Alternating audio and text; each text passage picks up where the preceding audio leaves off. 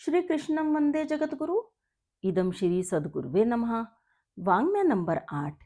ईश्वर कौन है, कहाँ है, कैसा है। ऑडियो नंबर 57, अध्याय 9। कल के ऑडियो में परम पूज्य गुरुदेव ने उपासना के बारे में बताया। उपासना का अर्थ है समीप बैठना, और यह तो हम जानते ही हैं कि जिसके साथ ज्यादा समय बिताया जाता है उसके गुण आना स्वाभाविक है। तो उपासना में रहने वाले व्यक्ति, यानी जब व्यक्ति परमात्मा के समीप ज्यादा रहेगा तो उसकी विशेषताएं और गुण ग्रहण करेगा ही। सच्ची उपासना का अर्थ है आत्मा को परमात्मा से जोड़ देना। उपासना का परिणाम संतोष, शांति, प्रफुल्लता, आशा, विश्वास और आनंद है। जो उपासना करते हुए भी विपन्न और दुखी रहते हैं वे सच्चे उपासक नहीं हैं। उपासना जीवन की सर्वोपरि बुद्धिमता है, किंतु जब वह निर्लोभ और निर्विकार होकर की जाए। क्रमशः आगे। उपासना के साथ कामनाएं न जोड़ें। ईश्वर की उपासना का वास्तविक प्रतिफल अंतर में स्थायी सुख, शांति और संतोष की वृद्धि होना माना गया है। यदि ऐसा नहीं होता तो मानना होगा कि उपासना के स्वरूप में कोई कमी चल रही है। यहाँ पर उपासना के स्वरूप से आशय उपासना की विधि, सामग्री अथवा उसके साधन आदि से नहीं है। इसका तात्पर्य उस मनोभाव से है जो उपासना के आगे पीछे उपस्थित रहता है। उपासना में महत्व क्रियाविधि अथवा साधन सामग्री का नहीं है, महत्व है भावना का। यदि उपासक की भावना ठीक उपासना के अनुरूप है तो निश्चय ही वह फलवती होगी। फल भावना के अधीन है, उस क्रम अथवा उपकरण के अधीन नहीं। मंदिर का एक पुजारी दोनों समय जीवन भर आरती पूजा करता रहता है, पर उसे कोई प्रतिफल नहीं मिलता। उसके जीवन का स्तर वही बना रहता है। उसके मानसिक विकास में कोई प्रगति नहीं होती। उसकी अशांति, असंतोष और आत्मिक अभाव ज्यों का त्यों बना रहता है। वह ठीक वैसा ही आदमी एक लंबी अवधि के बाद भी बना रहता है जैसा कि वह पूजन क्रिया में आने से पूर्व था। एक पुजारी 10-20 वर्ष और कभी-कभी आजीवन मंदिर में पूजा आरती करता रहता है, किंतु उसे उसका वह फल नहीं मिलता जो उपासना के परिणाम स्वरूप मिलना चाहिए। इसका एक ही कारण है, वह यह कि उसकी उस क्रिया में वास्तविक उपासना की भावना नहीं होती। उसकी भावना मंदिर के अधिकारियों की नौकरी करने की होती है, अस्तु वह नौकर मात्र ही रह जाता है, उपासक नहीं हो पाता। इस बात को एक श्रमिक और एक पहलवान के उदाहरण से भी समझा जा सकता है। दोनों शारीरिक श्रम करते हैं, पसीना बहाते हैं। शारीरिक श्रम का प्रतिफल शारीरिक विकास ही होता है, पर मजदूर मेहनत करता करता घिस जाता है, उसका शरीर क्षीण हो जाता है। पर पहलवान उसी शारीरिक श्रम से शारीरिक विकास की ओर बढ़ता है। इसका एकमात्र कारण भावना में निहित है। मजदूर जब मेहनत करता है तब उसकी भावना आजीविका के लिए किसी की मजदूरी करने की ही रहती है, और मल्ल जब व्यायाम के रूप में शारीरिक श्रम करता है तो उसकी भावना शारीरिक विकास की ओर प्रगति करने की रहती है। इसी भावना के कारण मजदूर का शरीर क्षीण होता है और पहलवान का विकसित। इस प्रकार न जाने कितने लोग प्रातःकाल उठकर अपने काम काज के लिए जाया करते हैं, और अनेक उसी समय प्रातः भ्रमण अथवा वायु सेवन के लिए जाते हैं।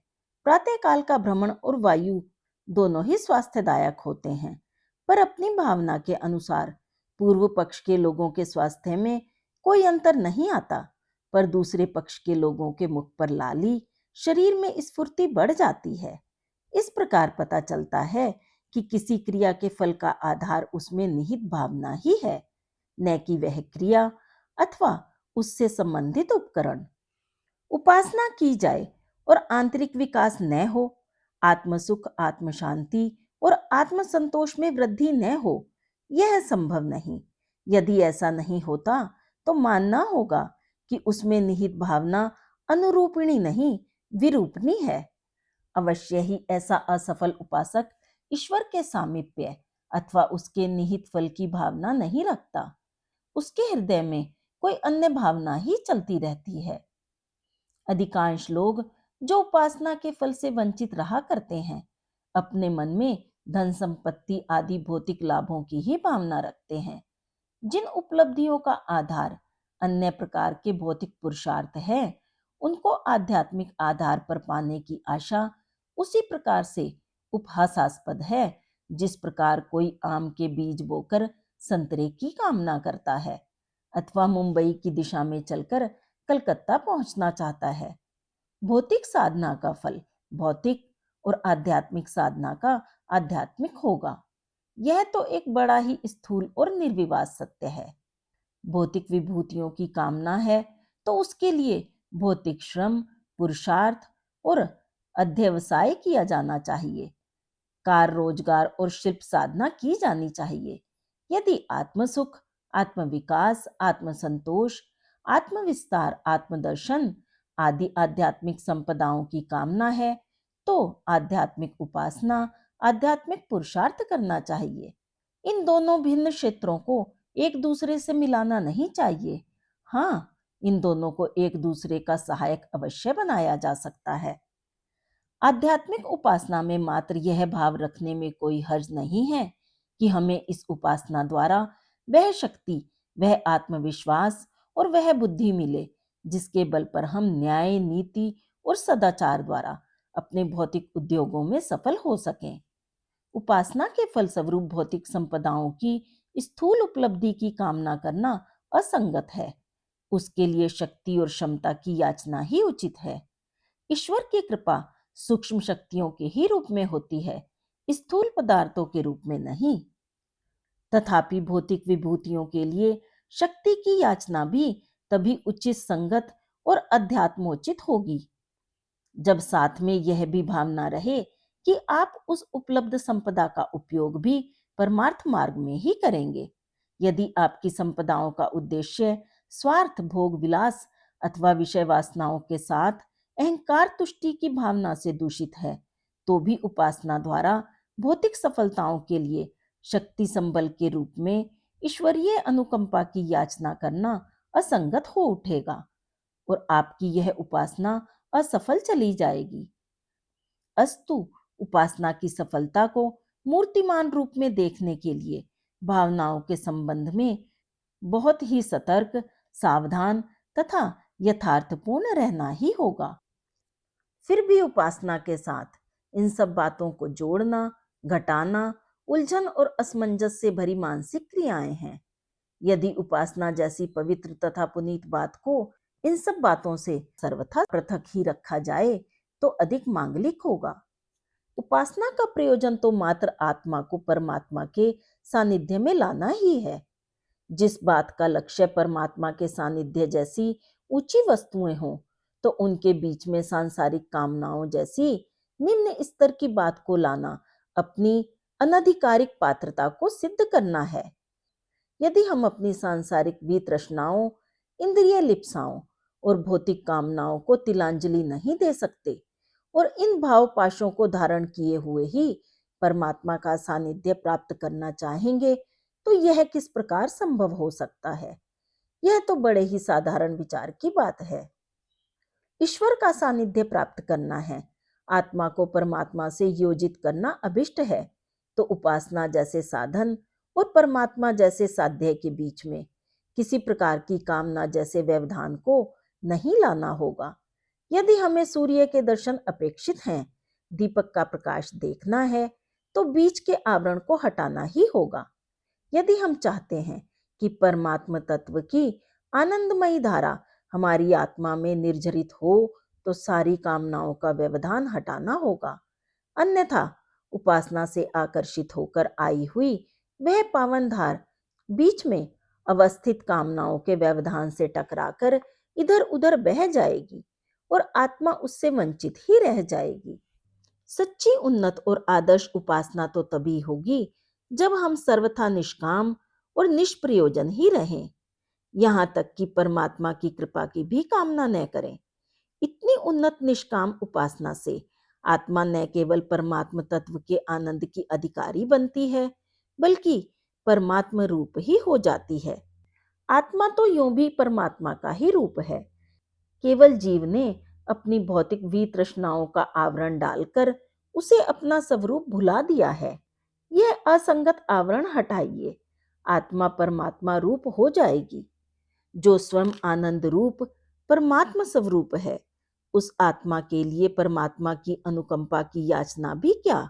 उपासना द्वारा आत्मा को उसका सत्य स्मरण कराइए, परमात्मा के समीप जाइए, अर्थात आत्मा के उस तत्व की अनुभूति कीजिए और देखिए कि अपना स्वरूप पहचानने लगती है या नहीं। इस स्मरण के लक्षण यह हैं कि जब कामनाओं की कमी, वासनाओं का तिरोधान, स्वार्थ का शमन और परमार्थ का विकास होने लगे, तब समझना चाहिए कि आत्मा में स्मरण के क्षण आने लगे हैं। और जब उसको संसार के सारे प्राणी, संसार के सारे पदार्थ और संसार के सारे सुख दुख अपने और अपनी अनुभूतियां विदित होने लगे, तब जानना चाहिए कि आत्मा ने अपने सत्य स्वरूप की ओर यात्रा प्रारंभ कर दी है।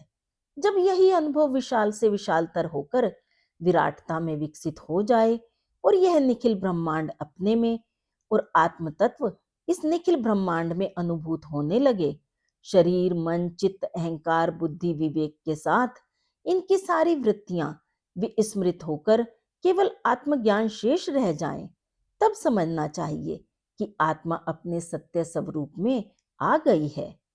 अब शीघ्र ही मुक्त होकर वह परमात्मा से मिलकर उसी का रूप बन जाएगा। यह उन्नत स्थिति, यह सत्य स्वरूप और यह साम्राज्य उपासना द्वारा सर्वथा संभव है, किंतु इसके लिए समय और धैर्य के साथ सतत साधना की आवश्यकता है। थोड़ी थोड़ी उपासना करते चलिए, एक एक करके अपनी कामनाओं को थिराते और वासना को छोड़ते चलिए। साधना पूरी होगी तो सिद्धि स्वयं आ उपस्थित होगी। इस जन्म में नहीं, अगले में, और अगले में नहीं तो उसके बाद में।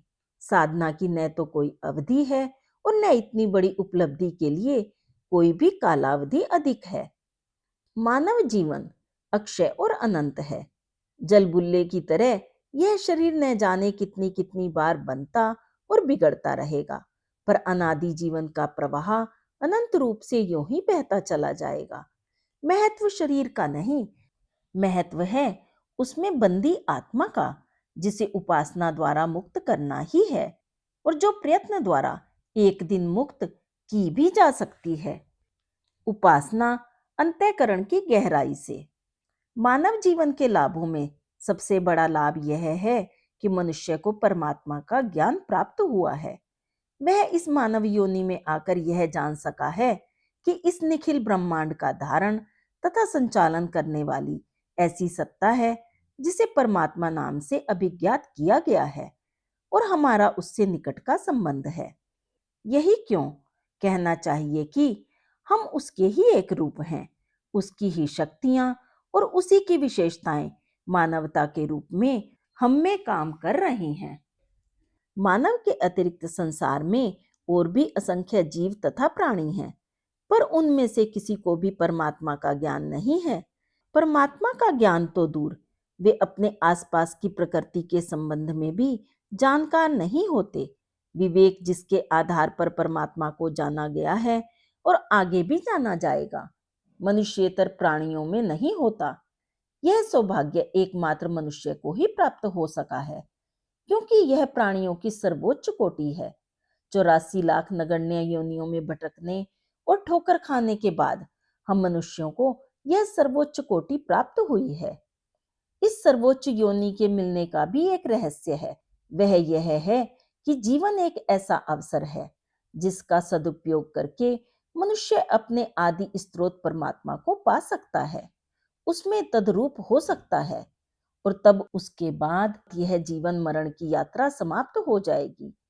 यदि हम मनुष्य इसी जन्म में अपनी साधना और सत्कर्मों द्वारा उस परमात्मा को पाने का प्रयत्न प्रारंभ नहीं कर देते, तो निश्चय ही हमको न जाने कौन सी आदि योनि में 84 लाख की यात्रा पूरी करने के लिए जाना पड़े, और न जाने उसे पूरा करने में कितने युगों तक अधमता की यातना सहनी पड़े। हाँ, यदि हम अपने इस जीवन में परमात्मा को प्राप्त करने का उपाय शुरू कर दें और इसी जीवन में उसको न भी पा सकें तो भी यह क्रम आगे चलता रहेगा। अपना प्रयत्न आगे बढ़ाने के लिए हमें पुनः मनुष्य योनि ही प्राप्त होगी। इस प्रकार एक नहीं अनेक जन्मों के प्रयत्न से हम एक दिन परमपिता परमात्मा को प्राप्त कर ही लेंगे। किंतु यदि प्रारंभ न किया गया तो लक्ष्य की प्राप्ति सर्वदा असंभव बनी रहेगी।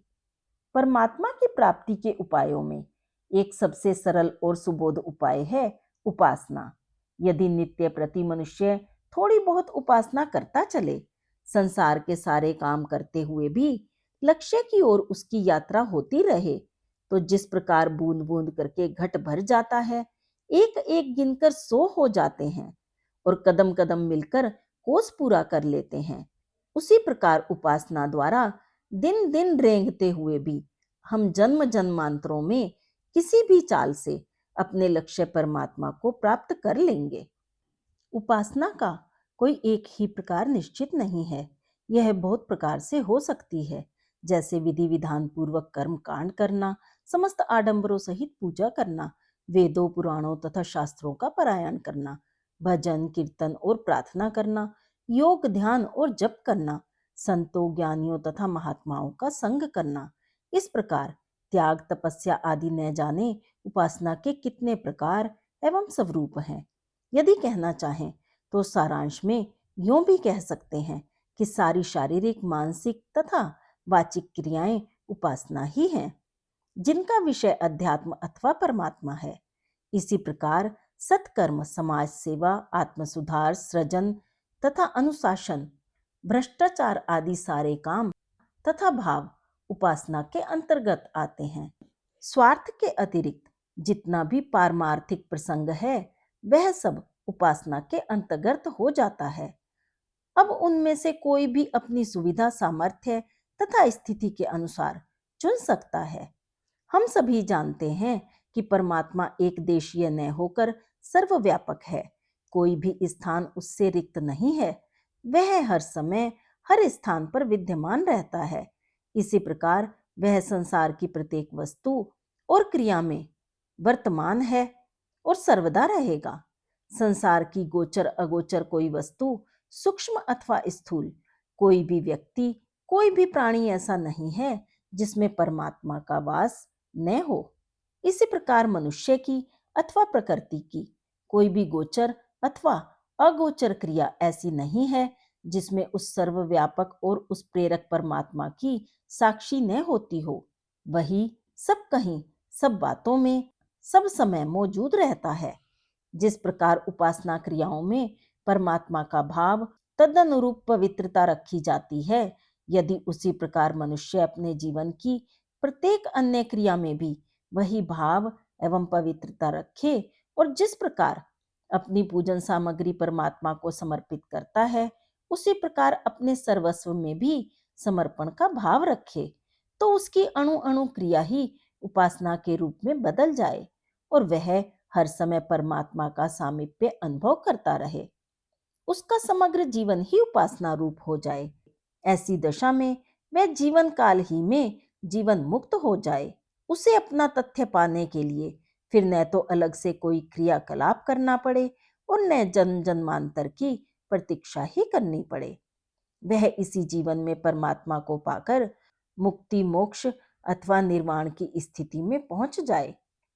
आज जब हमने जन्म जन्मांतर की यातना तथा साधना के बाद इस मानव जीवन में आकर परमात्मा की सत्ता का ज्ञान पा लिया है और यह भी जान लिया है कि हम उसी परमात्मा के अंश हैं, तो इससे बड़ी मूर्खता और क्या हो सकती है कि हम अपने उस सत्य रूप को पाने का प्रयत्न न कर पुनः असंख्य अधम योनियों में भटकने के लिए वापस चले जाएं। उसे पागल के सिवाय और क्या कहा जा सकता है। जो जिन कक्षाओं को उत्तीर्ण कर चुका है उन्हीं में वापस जाने की मति पैदा करे। उच्च पद से पतित हो जाने से बढ़कर जीवन की असफलता और क्या हो सकती है। पर यदि हम परमात्मा को पाने के लिए उपासना के उपाय में नहीं लगते तो निश्चय ही जीवन की असफलता की आशंका बनी हुई है। हमारे प्रत्येक भाव विचार, क्रिया और वस्तु उपासना का स्वरूप बन जाए। इस उच्च स्थिति को पाने तक हमारा पावन कर्तव्य है कि हम प्रतिदिन सच्चे और गहरे मन से परमात्मा की थोड़ी थोड़ी उपासना तो करते ही चलें। यह थोड़ी थोड़ी उपासना भी जब हमारे जीवन में अनिवार्य आवश्यकता बनकर हमें अपने अभाव में सताने लगेगी, तब इसी उपासना में एक आनंद, एक विह्वलता और एक कातरता का समावेश होने लगेगा। इस भाव संपन्न संक्षिप्त उपासना का प्रभाव तब तक हमारे मन में एक लंबे समय तक बना रहेगा और हम उतनी देर तक परमात्मा का सामीप्य अनुभव करते रहेंगे। इसी प्रकार यह संक्षिप्त उपासना ज्यों-ज्यों परिपक्व तथा आत्मसात होती जाएगी, त्यों-त्यों उसका प्रभाव विलंबित एवं स्थायी होता जाएगा। और यदि उपासना में अपने हृदय की गहराई और ईमानदारी अधिकाधिक बढ़ाई जाती रहे, जरा भी असंभाव्य नहीं कि इस संक्षिप्त उपासना द्वारा जल्दी ही उस कक्षा में जा पहुंचेंगे जहां पहुंचकर स्वयं अपने के साथ सारा संसार परमात्मा में और परमात्मा संसार में गोचर होने लगता है और अपनी क्रिया प्रक्रिया, भाव विचार और श्वास प्रश्वास तक परमात्मा रूप अनुभव होने लगती है। आज का स्वाध्याय यहीं समाप्त करते हैं। सभी को प्रणाम। 21वीं सदी उज्जवल भविष्य। भारत माता की जय। वंदे मातरम। सभी को प्रणाम। वाग्देव अर्थात शब्द, विचार, भावनाओं का दिव्य देव संग्रह परम पूज्य गुरुदेव युग दृष्टा की इस धरोहर को ऑडियो रूप में सुनने के लिए चैनल को सब्सक्राइब करें, वीडियो को लाइक करें, नोटिफिकेशन ऑन करें, गुरुवाणी जन जन तक पहुँचाएं। जय महाकाल। हृदय से आभार।